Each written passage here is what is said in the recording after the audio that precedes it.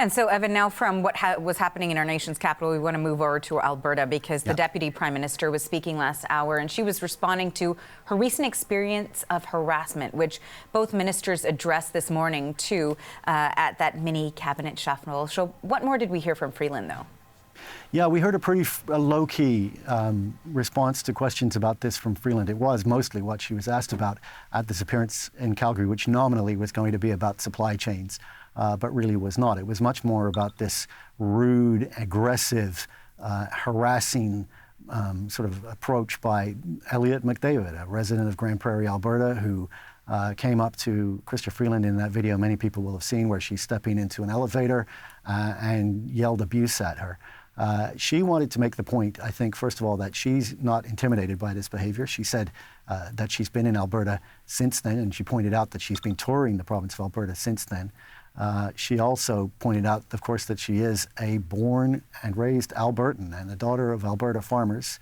And while she condemned this action by Elliot McDavid, her language was pretty restrained. She called it unfair and unpleasant. So in a way, her criticism of it was perhaps a little bit less harsh than some of the other people that we've seen commenting on it, because it has caused a lot of reaction in Canadian political circles and outside of political circles.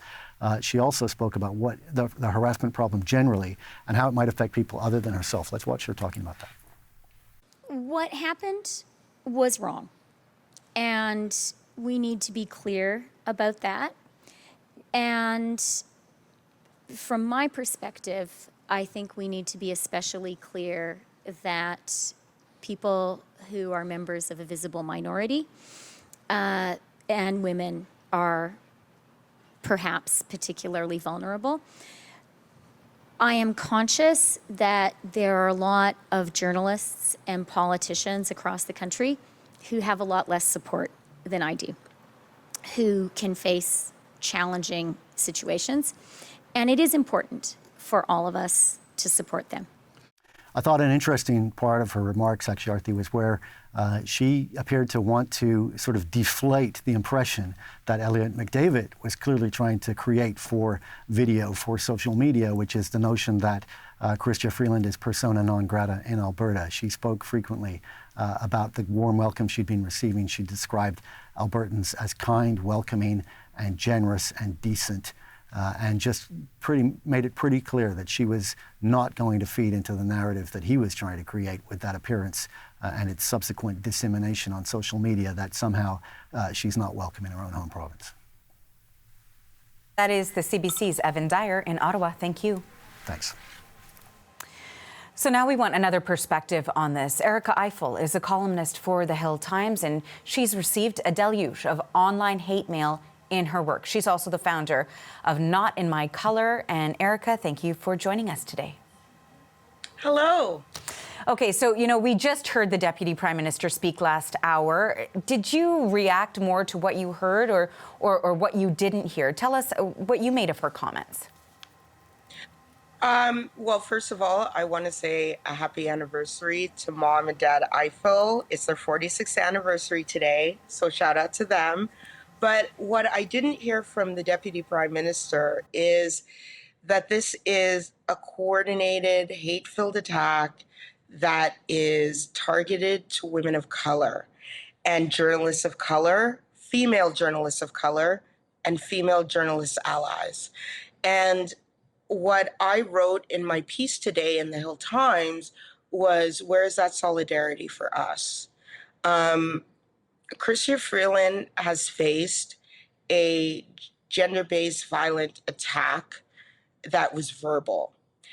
But my kind of heart goes out to her staffers and how they must be really, really scared about this kind of thing. But the reason my heart goes out to the staffers is because they are precariously employed. And they don't have the resources that Chrystia Freeland has.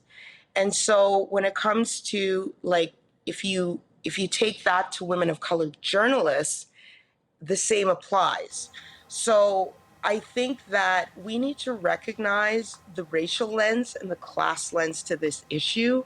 And if we don't, then we're missing the entire point. In terms of the way that it has been perceived, I mean, certainly there is that argument that Chrystia Freeland is the Deputy Prime Minister, who would, of course, be in the public in a certain capacity to a different degree than female journalists. But there has been, no question, a disparity in the type of support that has been received by female journalists versus politicians when they receive this sort of really vulgar sort of attacks that they do receive. So what do you think is behind that disparity in the support that we're seeing?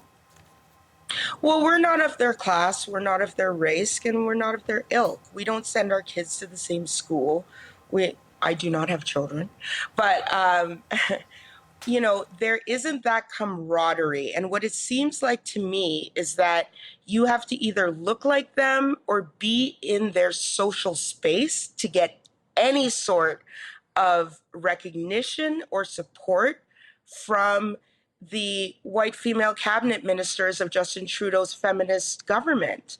And so, you know, I look at Melanie Joly, I look at Chrystia Freeland, who has not reached out to us in any sort of capacity. And I look at Catherine McKenna also, who talks about the abuse she's received, yet never extended a hand to us, but has extended a hand to Chrystia Freeland and Lisa LaFlamme, which tells me that we're not of her ilk. And therefore, what I find is that for journalists of color and our white allies who have also been targeted for supporting us, there is nothing. Katie Telford is is arguably the most powerful woman in this country, has yet to reach out to us, has yet to say, oh, you know, the Prime Minister wants to meet with you. In fact, the Prime Minister hasn't even reached out to us beyond, you know, some tepid, generic tweet. And I just wonder, are they waiting for one of us to get killed? Is that when they'll show solidarity? What I did want to ask is, what difference do you think it will make to the conversation, to the way that it's perceived, to the amount of emails or online abuse that's being received by female journalists of color? What difference will it make? How much of a difference will it make to have these voices? And for those viewers who may not know, Katie Telford, Chief of Staff to Prime Minister Justin Trudeau, but for these ministers that you have listed, for them to be more vocal about this? It shows solidarity. It shows a community response. I will also add that much of the establishment Canadian media men have also not spoken out for us. Robert Fife has spoken out for Catherine McKenna. He hasn't spoken out for us. You know, there are many media men.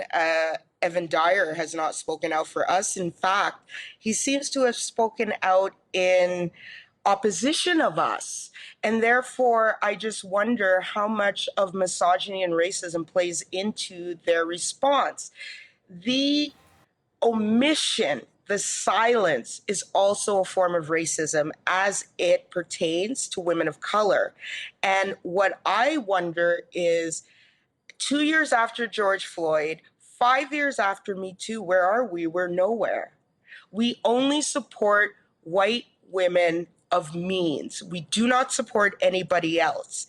And I have been asking for solidarity from media establishment men and white men and media establishment white women for their solidarity. And I have gotten nothing except Mercedes of Global News has responded, and so has David Aiken, and so has Evan Solomon. But other than that, John Ibbotson, and other than that, nobody. And therefore, my question remains, who deserves support in this country, and why is that conditional when it comes to misogyny and racism? And why do those of the highest ilk of this country continue to ignore us? This is racism through omission. And that there is the perspective from Erica Eiffel of the Hill Times, a columnist with the Hill Times. Thank you for joining us today, Erica. Thank you.